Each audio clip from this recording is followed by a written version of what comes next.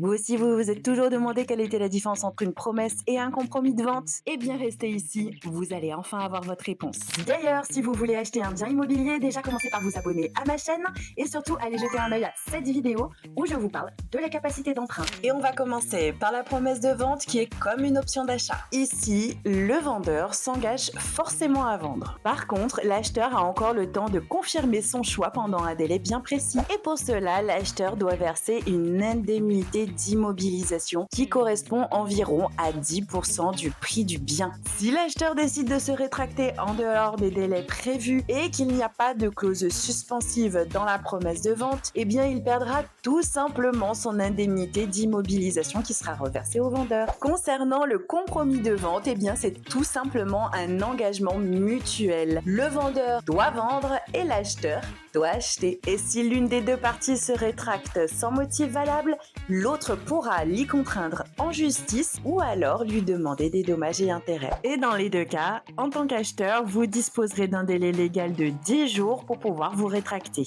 Parce que oui, ce délai de réflexion, il est indispensable. Vous allez quand même devoir vous engager sur pas mal d'années ou vous allez devoir rembourser un crédit bancaire. Dans les deux cas, il y a très souvent aussi des clauses suspensives qui s'appliquent et la plupart du temps, la plus commune, ce sera pour l'obtention du prêt. En résumé, la promesse de vente, eh bien là, le vendeur s'engage clairement à vendre. En revanche, l'acheteur, il a encore la possibilité de réfléchir. Par contre, dans le compromis, eh bien là, les deux sont formellement engagés. Et n'hésitez surtout pas à me dire dans les commentaires si ma vidéo vous suffit ou si vous avez besoin d'exemples un peu plus concrets. Et comme d'habitude, on s'abonne à ma chaîne, on like, on partage et on enregistre la vidéo si elle vous a été utile.